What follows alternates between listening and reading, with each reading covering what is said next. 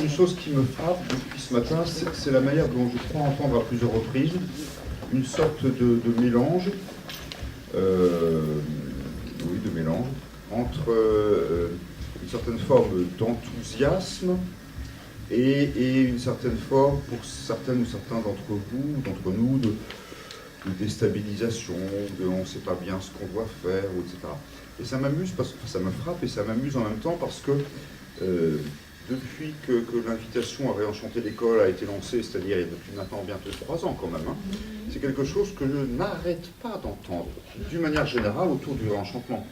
C'est-à-dire que les premières fois qu'il m'a été donné de présenter l'invitation au réenchantement, notamment au directeur de César, mais pas que, ensuite à d'autres acteurs de l'Ancien catholique, ce que j'ai à peu près systématiquement entendu, et ce qu'il m'arrive encore d'entendre, c'est « Ouais, c'est sympa ton truc, ça me va bien, mais qu'est-ce que tu veux qu'on fasse? Qu'est-ce qu'on doit faire ?» Le réenchantement de l'école, c'est pas un programme dont on remplirait, dont on pourrait cocher les cases les unes après les autres, et plus on aurait coché de cases, mieux on serait dans le hit parade de la bonne école catholique. Voilà, c'est pas ça du tout. Hein. Réenchanter l'école, c'est essayer de vivre une démarche et vraisemblablement de construire une culture partagée. Voilà, une démarche, une culture, ça se construit, ça avance, ça progresse, ça se diffuse, mais d'une certaine manière, ça ne sera jamais fini. J'attire votre attention sur le fait que dès le départ, dans l'invitation à réenchanter l'école, il n'y a pas un calendrier. Il n'y a pas de calendrier. Il y a eu un début, certes, mais il n'y a pas de calendrier avec une fin. Il y a des étapes, voilà, mais il n'y a pas de programme, il n'y a pas de... des fois, les gens me demandent qu'est-ce que tu veux. D'ailleurs, c'est intéressant, c'est des questions qui ont été exprimées à plusieurs reprises ce matin sur les laboratoires. Qu'est-ce qu'on veut? Moi, j'en sais rien ce qu'on veut. Enfin, c'est à vous de me le dire. Pas vous tout seul, mais vous voyez ce que je veux dire. Hein. Donc voilà, réenchanter l'école, c'est pas un programme, c'est une démarche.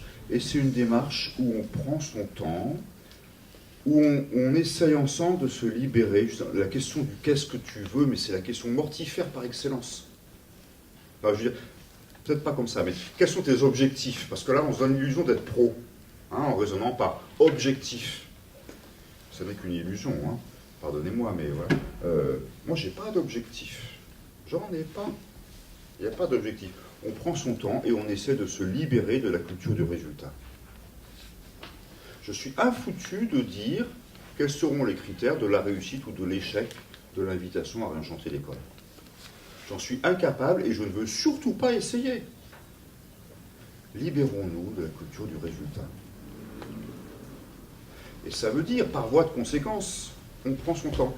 Il n'y a pas le feu. Parce que c'est important, parce qu'on y attache de l'importance, parce qu'on y met du prix, on fait le choix de prendre son temps. On n'est pas pressé par un calendrier, et il n'y a pas, encore une fois, le truc à cocher, et puis après il y aura l'autre truc, et puis voilà, non, non. Cette espèce de course sans fin qui épuise les personnes, et les communautés, et les établissements, et les structures. Voilà. Ça sert aussi à ça, ce genre de journée comme aujourd'hui.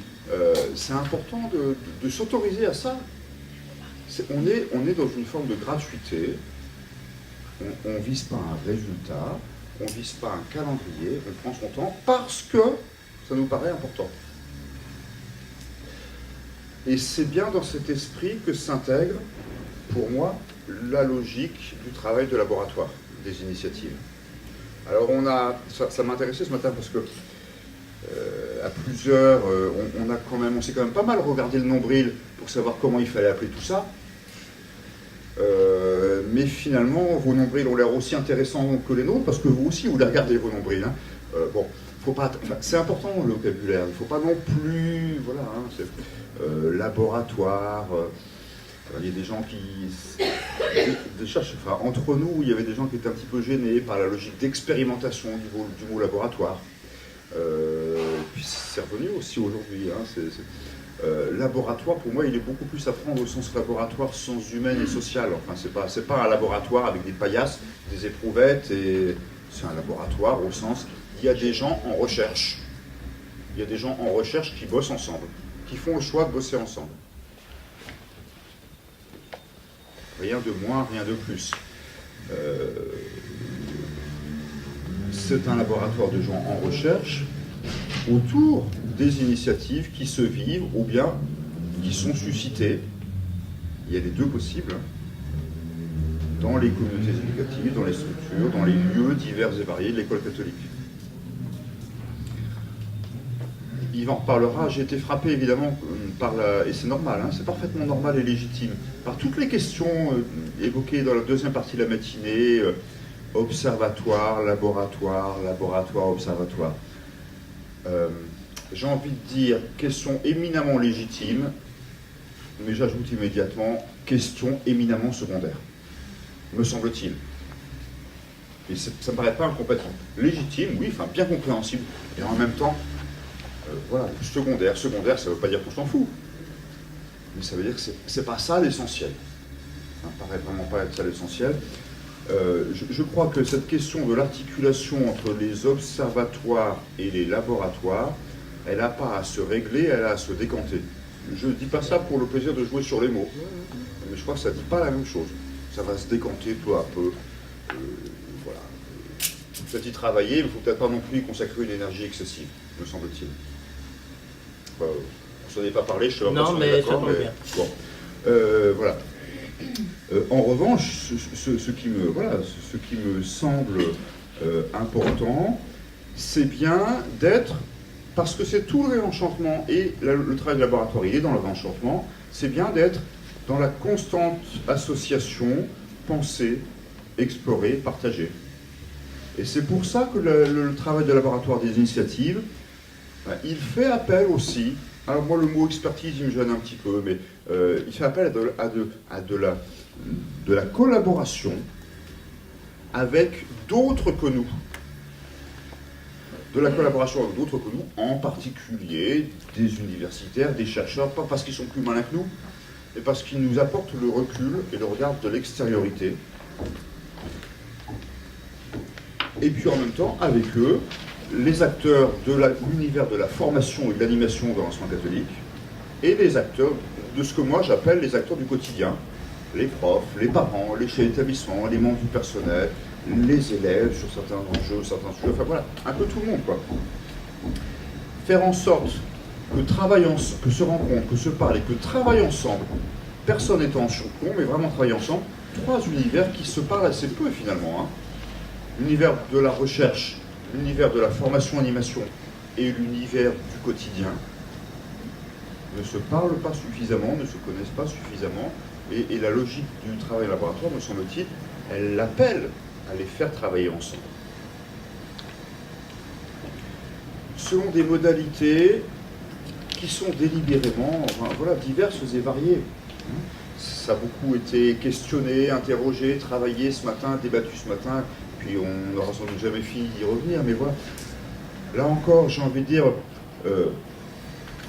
plus les manières de s'organiser, de travailler sont diverses et variées, plus ça veut dire qu'on est en proximité et en fidélité à ce qui se vit dans les communautés éducatives et dans les diocèses, dans le territoire. Donc tant mieux. Non mais c'est vrai, la question c'est qu'il y ait quand même du commun. Alors si le mot communion, voilà, mais c'est qu'il y ait du commun, qu'il y ait du divers, enfin j'enfonce les portes ouvertes, pardon, qu'il y ait du divers et qu'il y ait du commun.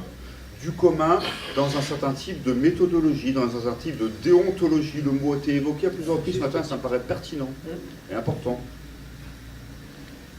Du commun dans une certaine manière de partager. Je préfère le mot partage au mot mutualisation. Je crois de moins en moins aux effets, aux retombées. Je ne crois pas beaucoup au ruissellement dans d'autres domaines, et bien de la même manière, je ne crois pas beaucoup aux retombées ou au ruissellement voilà, des modèles qu'on imiterait, etc., etc. Ça ne me paraît pas très... En revanche, partager des expériences du mouvement, partager des échecs ou des impasses, bref, partager de la vie. Partager de la vie, ça met de la vie autour de soi. Enfin, vous voyez ce que je veux dire? C'est ça qui me semble important. Penser, explorer, partager, c'est pas pour mutualiser les bonnes pratiques. Plus ça va, moins j'y crois, moi, à la mutualisation des bonnes pratiques. En revanche, oui, partager une forme d'élan qui se propage, qui se communique, une contagion. Ça, oui.